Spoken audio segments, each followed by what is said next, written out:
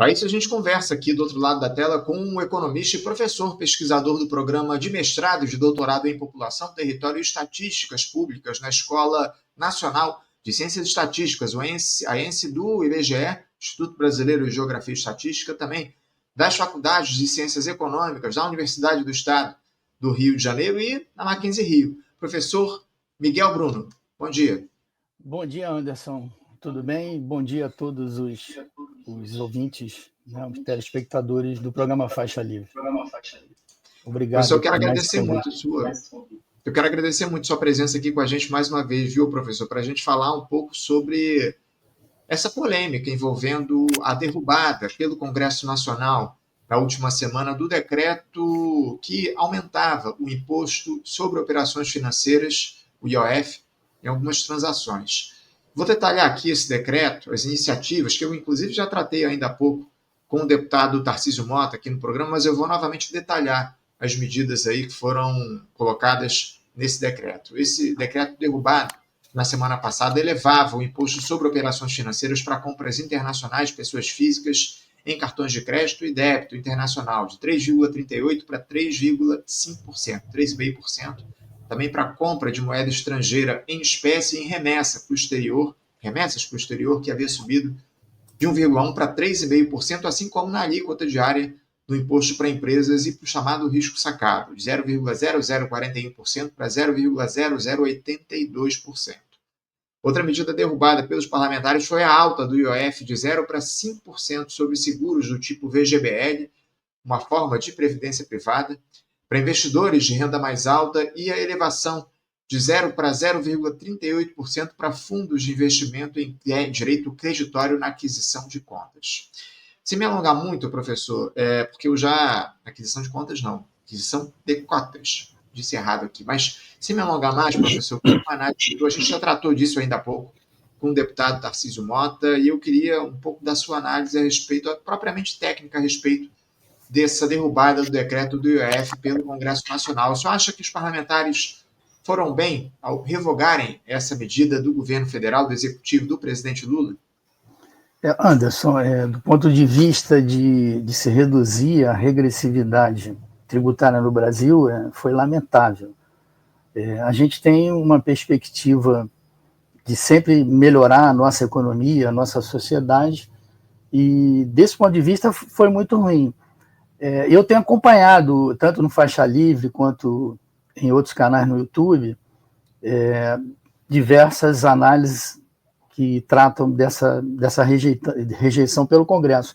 Agora, é importante a gente destacar as características do modelo econômico vigente no Brasil, e esse modelo ele está vigente desde a década de 90, ou seja, basicamente você tem um modelo com dois eixos, ou duas plataformas, que é a plataforma de revalorização e acumulação rentista financeira, é a principal plataforma, o principal eixo do que a gente chama o regime de acumulação, que está por trás de todo o modelo econômico. E o segundo eixo é a plataforma exportadora de commodities, as três, a commodities agropecuária, as energéticas e as metálicas. Se a gente olhar de perto essas características estruturais, a gente percebe, primeiro, que o canal de liberalização financeira é muito importante para o funcionamento desse modelo. A gente não está dizendo que esse modelo é o melhor modelo para o nosso país, né? Pelo contrário, a gente tem vários estudos que a gente vem desenvolvendo sobre essas características estruturais. É um modelo muito ruim para o Brasil, sobretudo para o setor industrial, mas ele é funcional exatamente para esses dois setores, o setor bancário financeiro, as elites rentistas e o setor exportador de commodities. Então, quando você mexe, quando se tenta tributar esse canal, porque na prática o IOF ele incide sobre a movimentação desse capital especulativo de curto prazo, que as elites precisam dele dentro da lógica do modelo instituído. E, evidentemente, a gente pode imaginar, né, ou melhor, a gente já tem indícios disso, né, o Congresso ele representa essas duas plataformas, a rentista financeira e a exportadora de commodities. Então, assim, não é surpreendente essa rejeição, por mais que o governo tenha tentado conversar, tentado convencer, e se o governo não reconhece a hegemonia dessas duas plataformas, ele evidentemente ele paga um preço muito grande, tá? E os nossos estudos,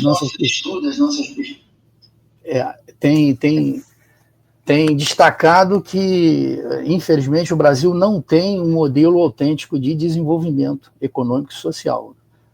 É um modelo ruim, como eu falei, para os setores produtivos, particularmente a indústria, e ele pressupõe um mercado, pressupõe a liberalização financeira com o mercado derivativo profundo, que é o termo técnico que se usa, com tudo que tem a ver, swap cambial, capital especulativo de curto prazo, e a taxa de juros Selic, que a gente fala muito dela, que já está em 15%, essa taxa, na verdade, ela é mais do que um instrumento de combate à inflação, inclusive um instrumento ruim dentro da lógica do regime de metas, porque ele gera uma série de externalidades negativas para a economia, ou seja, efeitos colaterais ruins para a economia, como encarecimento do crédito, para consumo, para investimento. Então, assim, não me surpreendeu essa rejeição, por mais que tenha uma outra visão que diz que o governo usa como subterfúgio, ou seja, a partir da negativa do Congresso, então o governo vai cortar os gastos sociais ainda mais, vai contingenciar mais, o que, na verdade, é um contrassenso, porque toda vez que o governo corta esses gastos, ele reduz o crescimento econômico e, mais à frente, ele reduz a própria arrecadação, que ele visa aumentar. Por quê? Aí vamos para a postura do governo Lula III atual. Meus colegas economistas que estão no governo assumiram uma posição pré-keynesiana, sabe, nítida, ou seja, acreditando em austeridade fiscal, contrações fiscais que se supõem expansionistas, porque aumenta a credibilidade. A credibilidade para quem? Para o setor industrial, para o setor produtivo, para a sociedade em geral que vive do trabalho assalariado? Não. Ou seja, uma credibilidade para a elite rentista, para a alta finança nacional e estrangeira. Estrangeira porque, infelizmente, o nosso mercado financeiro ele é subordinado ao mercado financeiro norte-americano pela hegemonia do dólar ainda, apesar de ser uma hegemonia que está sendo contestada, né, uma hegemonia decadente. A gente sabe que ainda existe esse poder do dólar. Enfim, eu acho que a gente tem que olhar o modelo também, porque eu tenho observado na mídia, se discute muito política econômica, o tripé, mas o tripé de política econômica é basicamente metas de inflação, superávit fiscal primário e regime de câmbio flutuante, é o volante desse modelo, né, cujo motor pressupõe esses dois eixos, essas duas plataformas, como eu falei, Anderson, que é a plataforma de revalorização e acumulação rentista financeira, que é a mais poderosa, e a segunda plataforma, que está interconectada pelas finanças, pelo mercado de derivativo. Tá? Então, assim, se a gente considera que esses dois setores são os mais poderosos e são os únicos setores ganhadores com esse modelo, né? Os outros setores ganham muito menos, ou a maioria perde, do meu ponto de vista, e evidentemente que não me surpreende essa rejeição. Tá? Além da busca de demarcação de espaço político, de território político, ou seja, você tem claramente um governo que fez coalizão, fez um acordo com segmentos que são da oposição, e agora paga um preço, porque em vez de questionar, em vez de fazer uma crítica, eu diria uma crítica científica, que é possível fazer, dizer, olha, posições pré-keynesianas não funcionam, e não funcionou lá fora, por que vai funcionar aqui? Mas funciona para os interesses desses dois setores, desses dois eixos, que são as plataformas. Então, a gente tem que sempre nos reportar as características estruturais do modelo para entender, porque a gente discute o volante. E o volante ele está correlacionado com a estrutura do modelo vigente. Uhum, não tenha dúvida, não tenha dúvida. Agora, o professor, eu gostaria que o senhor falasse um pouco sobre o seguinte. O senhor até de alguma forma já citou aí, no iníciozinho da sua resposta, esse decreto que aumentava o IOF, a alegação do governo foi no sentido de cobrar dos mais ricos, ou seja, promover justiça fiscal. O governo dizia que esse decreto foi revogado pela Câmara dos Deputados, pelo Congresso Nacional, aliás, Câmara e Senado. Esse decreto atingia majoritariamente as pessoas de mais alta renda no nosso país. Eu queria que o senhor falasse um pouco a respeito disso. O senhor concorda com essa tese, com esse argumento de que o próprio deputado Tarcísio Mota disse que não, porque o governo havia voltado atrás em algumas medidas do IOF, depois da pressão que houve do Congresso Nacional, enfim. De toda forma, qual é a sua análise a respeito disso, da progressividade desse aumento do IOF? O governo majoritariamente cobrava, entre aspas, dos mais ricos ao ampliar o imposto sobre operações financeiras? Então, isso, como eu falei logo no início, isso contribuiria para reduzir, ao menos parcialmente, né, um pouco, a regressividade do nosso sistema tributário, mas é muito pouco. O Brasil precisa fazer uma reforma fiscal, uma reforma tributária que privilegie o trabalho, que privilegie a produção. Tá? Ou seja, não pode ser uma coisa só focada no IOF. Apesar de que o IOF ele é importante porque ele, sem dúvida, ele vai atingir pessoas que têm uma condição, eu diria, classe média, classe média alta para cima, né? Milionários e bilionários. E, como eu falei, talvez por isso a resistência, não foi só um embate político para demarcar terreno no Congresso. Mas o Brasil precisa fazer O Brasil precisa de duas reformas. A principal reforma, que seria a mãe de todas as reformas, é a reforma financeira, a reforma do setor bancário financeiro, para fazer com que esse setor cumpra a sua função econômica primordial, que é se conectar às atividades diretamente produtivas e aumentar as taxas de crescimento econômico. A gente pratica diversas inversões, ou seja, a gente tem um modelo que é contra o crescimento. Ou seja, você vê a fala de meus colegas ditos ortodoxos, 99,9% servem à alta finança. O desemprego está baixo demais, é preciso desacelerar o crescimento. Então, quer dizer, o Brasil tem um modelo anti-desenvolvimento, ou seja, é necessário que a gente possa promover e conseguir fazer diversas reformas, a começar por essa, e a tributária junto. A gente usa um conceito que se chama regime fisco-financeiro, ou seja, a estrutura fiscal, as finanças públicas, elas estão evidentemente correlacionadas com as finanças privadas. Para o desenvolvimento de um país, é muito importante que as finanças privadas estejam conectadas às finanças públicas, mas dentro de uma estratégia nacional e soberana de desenvolvimento. Para quê?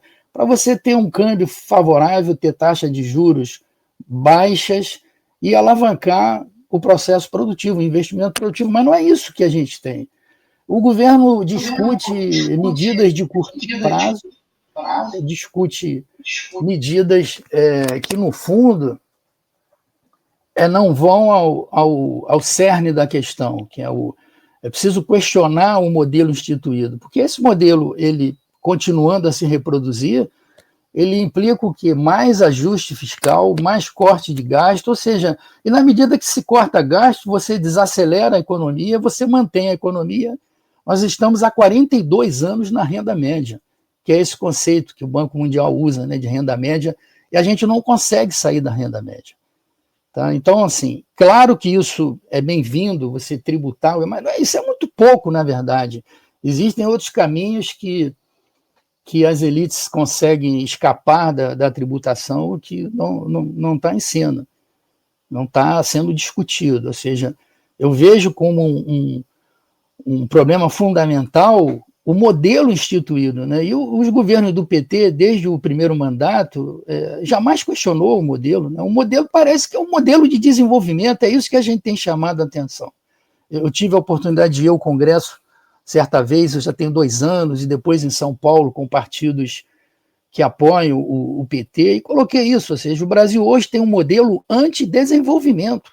por todos os lados que você olha. É um modelo funcional para essas duas plataformas. É por isso que a ortodoxia, que tem uma margem de liberdade, né, de amplos canais de difusão, a grande mídia está com eles, o principal patrocinador são essas duas plataformas, e repercutindo, sabe? E só para fechar, Anderson, por exemplo, a questão da Selic. A Selic não é apenas um instrumento ineficiente de combate à inflação, como a gente tinha colocado, por causa dos efeitos colaterais. É uma variável-chave para esse modelo, porque esse modelo ele mantém uma certa estabilidade financeira utilizando a Selic, ou seja, o Banco Central não aumenta a Selic só pela inflação, porque todo Banco Central tem que ter uma retórica, uma narrativa.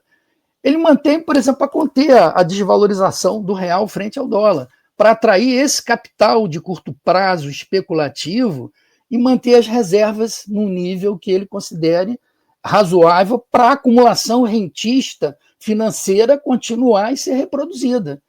Quer dizer, enquanto isso perdurar, não tem desenvolvimento do país. Olha, a taxa de investimento, que é a formação bruta de capital fixo produtivo pelo PIB, é 16% a preços constantes. 16% é ridícula, tá? Enquanto que a China é 42%. E os colegas da ortodoxia dizendo que o desemprego está muito baixo, o PIB está crescendo, está encostando no produto potencial. E que medida? Ele não diz nenhuma, ele não apresenta, porque você tem vários métodos de você estimar produto potencial, tá? E a maioria deles sequer visitam empresas, visitam indústria, eles não saem dos bancos das empresas financeiras e ministram cursos de economia em faculdades e universidades ortodoxas, que é para reproduzir esse pensamento hegemônico, esse pensamento que engana as pessoas, porque a ideologia, o papel da ideologia frequentemente não é uma mentira, né? É contar um fato e omitir uma causa. E eles vendem a ideia de que esse modelo vai conduzir o país ao desenvolvimento, e não vai. E aí tem várias implicações, a gente poderia marcar outras reuniões para discutir, por exemplo, o nosso papel ridículo no BRICS, né, um papel coadjuvante, tá? E um Brasil sem modelo autêntico de desenvolvimento, Anderson, como é que ele pode ser um ator de peso no BRICS? Então a China e a Rússia, que estão se desenvolvendo, olha para a gente e diz, o Brasil é só para vender commodity para a gente tem que agradá-los porque a gente precisa dessas commodities. Os russos e os chineses dizem, tem que tratar a gente bem nesse sentido. Mas a gente está numa posição extremamente frágil e o pior é que o próprio governo não reconhece isso, ou seja, porque ele não critica o modelo instituído, né? O modelo ele começou a ser forjado lá nos anos 90, com o governo do PSDB, e ele se consolidou a partir de 1999 com o tripé, que é sacralizado pela ortodoxia. Por que ela sacraliza? Porque, como eu falei, quase 100% deles servem à alta finança, servem aos bancos e estão muito bem de vida por isso. Só que a ciência econômica não interessa. Ou seja, não é um modelo de desenvolvimento. Então, assim, a gente discute essas questões, são importantes, do IOF, tributar rico, mas isso aí, eu diria que isso fica no plano assim da casca do modelo, né, da conjuntura. É preciso ter uma visão crítica desse modelo, da pertinência desse modelo. Enquanto esse modelo subsistir, não adianta você tributar mais o rico ou menos os pobres, porque o modelo está aí, esse modelo reproduz concentração de renda, desigualdade, mantém a economia crescendo a 3%, 2,5%, e o governo acha que é muito, tem que desacelerar. A ortodoxia neoclássica, né, como a gente diz em economia, walrasiana, que acredita em equilíbrios, como se fosse equilíbrio da física, é muito ruim isso, sabe? A gente, eu diria que causa até uma revolta intelectual, porque a gente não vê o Brasil efetivamente implementando políticas que o conduziriam para o desenvolvimento. A gente não vê. A gente vê... Professor, sim. Eu queria aproveitar que o senhor citou isso para a gente aprofundar um pouco mais essa questão relativa ao tema do desenvolvimento. Porque o que a gente tem no Brasil, lamentavelmente, já há décadas, é um projeto de caráter neoliberal que se aprofunda governo após governo. Essa gestão do presidente Lula, pelo menos na minha avaliação, ela consolida a lógica neoliberal no nosso país ao institucionalizar, acima de tudo, medidas como o arcabouço fiscal, principalmente, que é nada mais nada menos que um novo teto de gasto, que o governo falou que ia combater e, na verdade, renovou ali, mudou um pouquinho e não mudou nada. Diante de um processo, como a gente tem aqui no país já de décadas, de consolidação de um modelo neoliberal, há alguma possibilidade de a gente fazer a discussão de um projeto de desenvolvimento nacional diante desse poder que o grande capital tem, ainda tem e tem cada vez mais no país?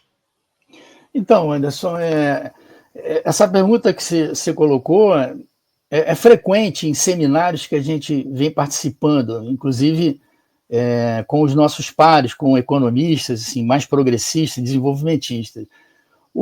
A gente vai para a questão política, ou seja, o econômico não se explica por si mesmo, né? Você não pode explicar o econômico pelo econômico, porque são as decisões políticas que comandam a economia.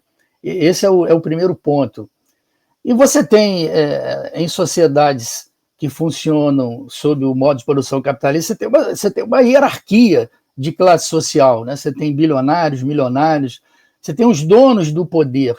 E como é que você consegue se contrapor a esse poder hegemônico? Tem de haver lideranças, primeiro, que reconheçam que esse modelo não serve para nós, para o desenvolvimento da nação, tá? E mobilizar a população, ou seja, fazer um trabalho de conscientização, tá? Não é de manipulação política para enganar as pessoas, mas é informar as pessoas. Olha, o governo pratica uma política econômica pré-keynesiana. Como assim? O tripé é uma política que só serve às duas plataformas, a de acumulação rentista financeira e exportadora de commodities só. E se a gente não conscientizar a população, vai continuar se informando pela grande mídia e sendo enganada. Falta, então, a gente resgatar as lideranças que eu acredito que existam essas lideranças, mas elas têm sido ofuscadas, as novas lideranças, os mais jovens têm sido, de certa forma, cancelados, né, ao menos na grande mídia, não nas mídias alternativas, como a de faixa livre, mas é político. Ou seja, a gente vê países que tentam isso, como na Colômbia, né, com o Pietro. Ou seja, é preciso ter coragem, uma coragem mínima de fazer a crítica. Agora, ganhar a eleição para obter cargos e fazer currículo e melhorar de vida, é ridículo isso, é medíocre. Na verdade, além de ser anticientífico, porque uma vez no governo, vai ter que enganar a população. Falar, olha, eu vou tentar tributar os mais ricos e não conseguir, agora eu vou tirar de vocês, que é a maioria, e dos pobres e classe média, né, que é quem sustenta o Estado no Brasil. Então, é uma situação ruim, mas é difícil mudar? Mas não é impossível. O que está faltando? Está faltando um trabalho de conscientização econômica, não é só política. Quer dizer, olha, é o tipo de modelo econômico que prejudica vocês, mantém o salário médio baixo, né? São R$3.200, R$3.400 de salário médio baixíssimo, e ortodoxia de ter excesso de demanda, né? Cada shopping que a gente visita aí pelas nossas cidades, você não vê nenhum shopping lotado e as pessoas comprando. Como é que você tem excesso de demanda e que indicador de excesso de demanda é esse? Mas eles constroem um discurso para legitimar o tripé que é sacralizado por eles. Por que é sacralizado? Porque eles estão ganhando com esse modelo. É simples assim, mas tem que explicar isso para a população. Isso deveria partir do próprio governo petista. Essa explicação. O que o governo do PT faz e tem feito esses anos todos? É justamente legitimar o modelo. Seja porque tem uma visão oportunista, porque quer cargos, quer fazer currículo, ou porque está completamente, né, acovardado. Aí a gente sai da ciência econômica propriamente dita e vai ter que fazer uma análise sociológica de ciência política, que eu diria que os economistas precisam sair desse mundo restrito e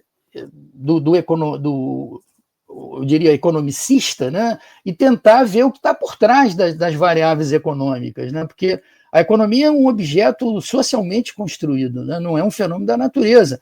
E se é assim, a gente pode transformar a economia. Mas para transformar é preciso que haja liderança e explicar isso para os trabalhadores, para as massas, para a população em geral.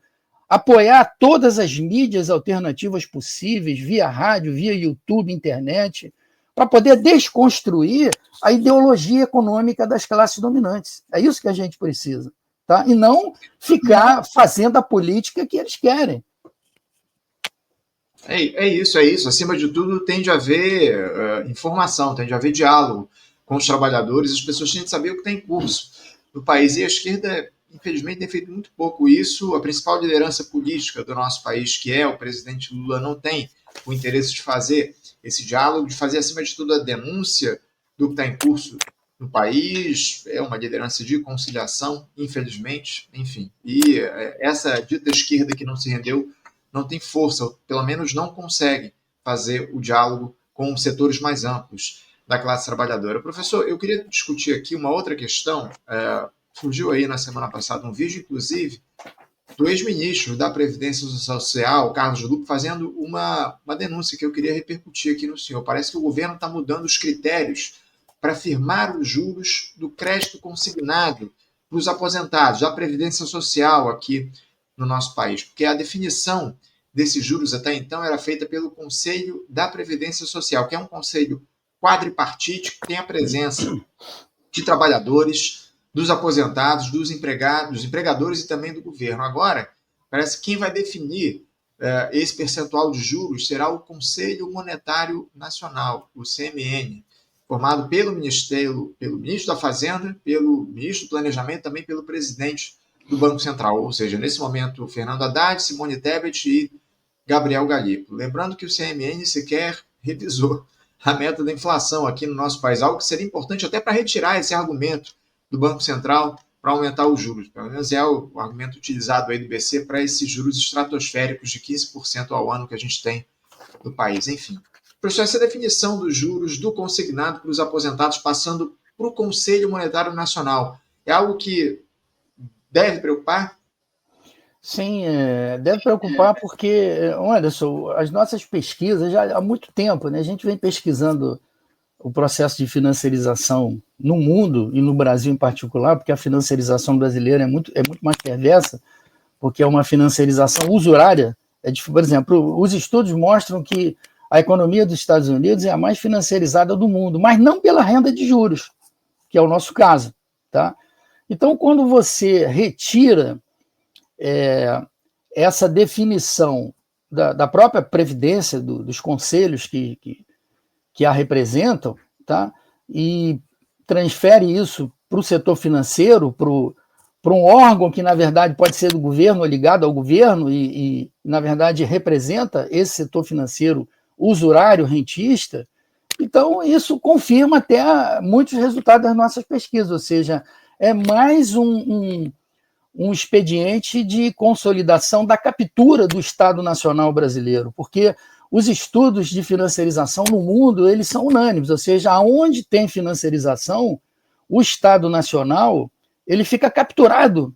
O Brasil, é só olhar o que está acontecendo, né? A gente já falou há pouco, né? E em outras lives também, a gente tem essa política do tripé e tudo mais que está correlacionado com ela, inclusive os juros altos, e isso é o sintoma de uma captura que cada vez se consolida mais e reduz a margem de manobra do Estado. Agora, tem que tomar cuidado também para não achar que isso é um determinismo, como se fosse alguma coisa da natureza. Não, fica muito fácil, porque não há reação por parte do governo eleito, né, do governo instituído.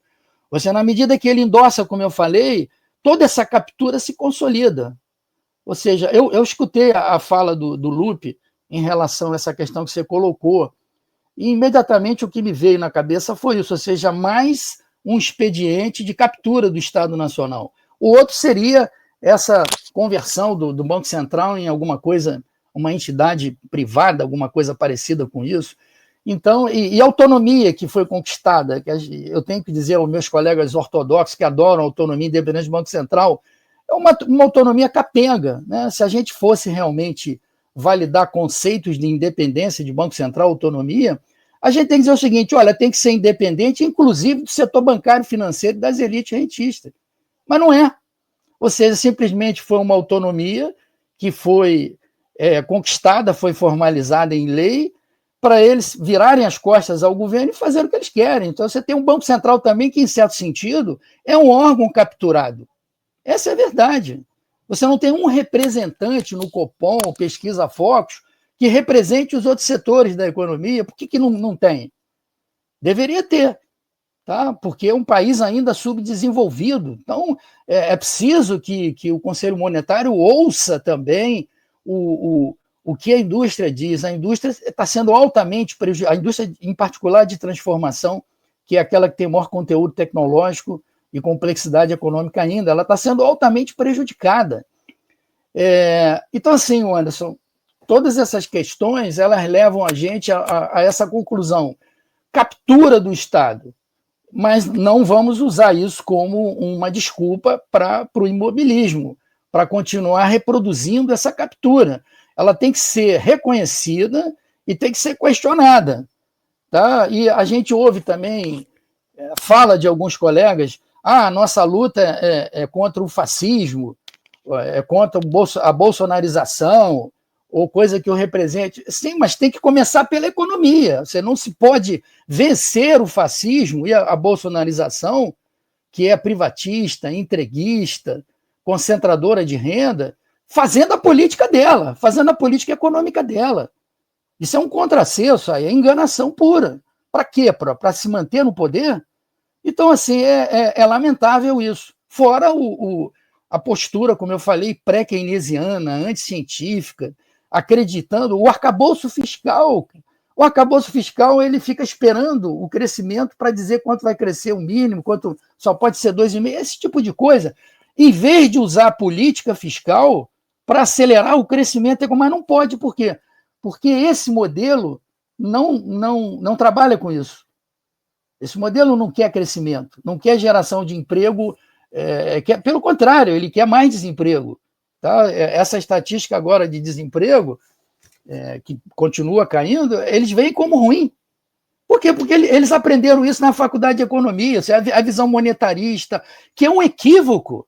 Os Estados Unidos mesmo eles vão para fora fazer doutorado lá nos Estados Unidos e repercutem aqui na periferia essa visão, mas os próprios Estados Unidos têm 3 metas, o Fed: geração de emprego, inflação e crescimento. Eles não se dão o luxo de ter uma meta só como o Brasil, mas o Brasil está capturado pelos interesses da alta finança nacional e internacional, porque a gente não pode também eximir os Estados Unidos. Os Estados Unidos estão por trás disso. E a gente sabe que o capital estrangeiro, ele entra no Brasil para receber essa renda de juros que ninguém paga lá fora, só nós. É por isso que os colegas dizem, não, o Brasil, o Brasil tem que ter juros altos, o equilíbrio econômico pressupõe juros altos, claro, porque foi montado assim, foi montado para isso.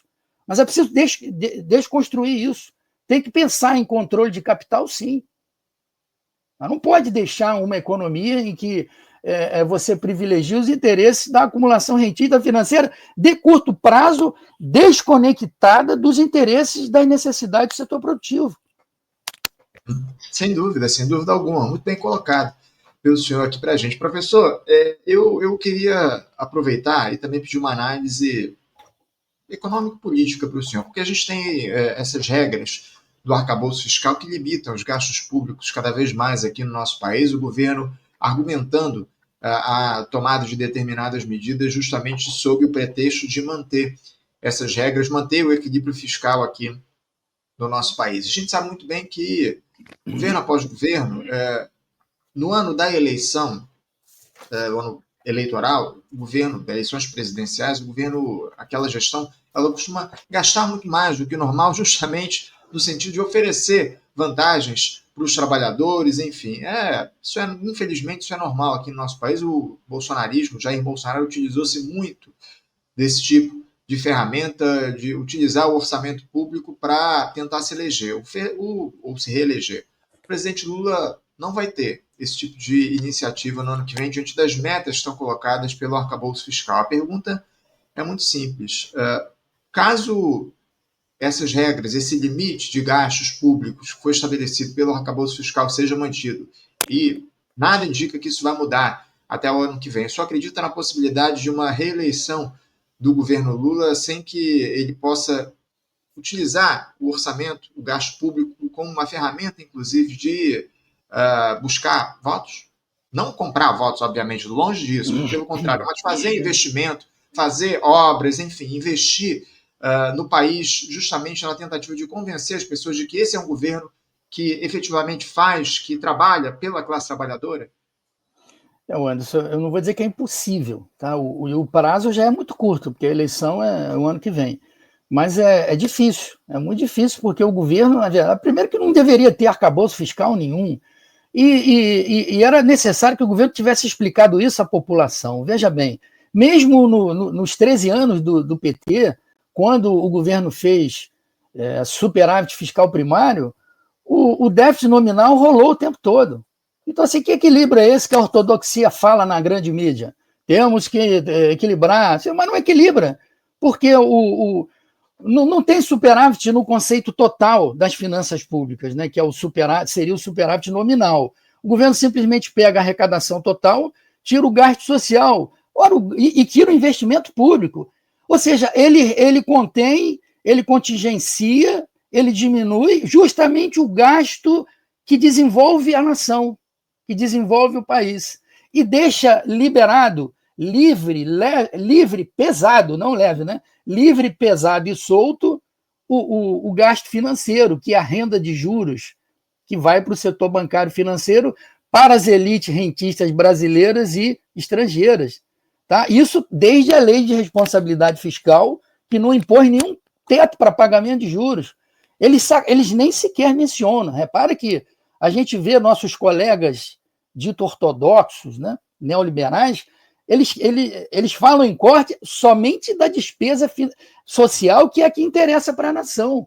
Então, assim, o governo está numa armadilha. Realmente, ele armou para ele mesmo uma armadilha, não sei se por covardia ou por indisposição, incapacidade e fica o Congresso hostil, correlação de força, esses chavões que não adiantam nada, porque a correlação de força não muda se você não enfrentar. É preciso enfrentar, né? Como um cabo de guerra, aquele jogo de cabo de guerra. Então, se você deixar, o grupo puxa só para um lado e o outro não puxa nada, vai seguindo o que ele quer. Ou seja, agora o risco está dado, o risco de derrota está dado. O que vai fazer? Vai fazer uma grande, mobilizar os especialistas em marketing eleitoral para poder o quê? Para poder, mais uma vez, enganar a população. Olha, nós somos o governo dos trabalhadores e pensamos no pobre. Até porque, mesmo que eles conseguissem fazer isso, ou seja, você está mexendo com uma política pública. É preciso articular a política social a políticas de desenvolvimento de fato. Que você tem que aumentar a taxa de investimento produtivo, mas ela não aumenta porque ela compete com grande margem de desvantagem com a acumulação financeira. Tá? Ou seja, o dinheiro que não vai para investimento produtivo vai para aplicação financeira. Então, é mais um equívoco também da ortodoxia. O Brasil não tem poupança, o Brasil poupa pouco, que é uma visão pré-keynesiana. Foi um erro do Adam Smith, que foi criticado por um economista alemão pouco conhecido, que foi o Friedrich List. Ele fala o Smith confunde a poupança de um rentista com a de um empresário. Então, o dinheiro está lá, mas está o quê? São mais de 7 trilhões na acumulação rentista financeira. Então, não é que não tenha poupança, é que você não tem um modelo, tá, que realmente pegue esses recursos e conecte com as atividades produtivas. Tá? Fora o fato também de que você nem precisaria o tempo todo dessa poupança, você pode você pode expandir o crédito, você pode reduzir, tá? Porque a economia capitalista ela é movida por crédito, mas no nosso caso, não. Né? O crédito é um empecilho, o crédito é uma armadilha no Brasil. Daí desenrola Brasil 1, vai ter desenrola Brasil 1000, porque você não muda o modelo, você fica tentando dar um recheio mais social, compensatório, mas não se faz crítica ao modelo como se fosse um modelo de desenvolvimento. A gente chegou a escrever isso, o Anderson, certa vez, no Jornal dos Economistas e na carta capital, na carta maior, que não existe mais. Né? Quer dizer, se o Brasil se desenvolver com esse modelo, o Brasil vai ter que recriar uma nova teoria econômica, uma nova macroeconomia, porque fazendo tudo ao contrário do Japão, dos tigres asiáticos e agora a China, a gente se desenvolver com esse modelo vai ser uma coisa fantástica. Tá? Então, só para fechar, Anderson, é preciso criticar o modelo. Eu não tenho visto a crítica do modelo, né? Eu tenho visto críticas pontuais. Se critica o arcabouço, se critica a derrota do governo no Congresso, mas o modelo está sendo protegido. É preciso olhar esse modelo pelo que ele é, de fato, um modelo antidesenvolvimento do país. É isso. Professor, a grande questão é a seguinte: como criticar um modelo se esse modelo ele favorece aqueles que estão no controle, que estão no poder, que são os neoliberais, que é a turma da direita, enfim. O detalhe é esse, né? Esse governo não pode promover sequer a crítica ao modelo, porque esse governo é liderado por forças de direita aqui no nosso país. Infelizmente, a realidade é essa. Por mais que diga-se que não, que é um governo progressista, enfim, é um governo de direita. Lamentavelmente, o que está colocado é isso, e não se faz nada no sentido de mudar essa lógica. A gente vai seguir aqui acompanhando, viu, professor, toda essa situação envolvendo a economia no nosso país. Eu quero, por hora, agradecer muito a sua presença com a gente aqui mais uma vez no Faixa Livre. Sempre uma alegria recebê-lo aqui no nosso programa. Espero que a gente possa voltar a conversar em breve aqui no Faixa Livre com melhores notícias, porque, infelizmente, o que a gente tem é um quadro cada vez mais difícil no Brasil e, enfim, a gente tenta aqui fazer o diálogo e trazer informação de qualidade, crítica de qualidade para os nossos espectadores. Obrigado mais uma vez, professor. Uma boa semana. Eu que agradeço, Anderson. Tudo de bom para todo mundo e para vocês, e obrigado aí por mais essa oportunidade de divulgar uma boa parte aí dos nossos resultados de pesquisa. Obrigado, professor. Um grande abraço para o senhor. Até a próxima. Até a próxima. Conversamos aqui com Miguel Bruno. Miguel Bruno, que é economista e professor, pesquisador do programa de mestrado e de doutorado em População, Território e Estatísticas Públicas na Escola Nacional de Ciências e Estatísticas, AENSE, do Instituto Brasileiro de Geografia e Estatística, o IBGE, também das Faculdades de Ciências Econômicas da Universidade do Estado do Rio de Janeiro, a UERJ, e da Mackenzie Rio.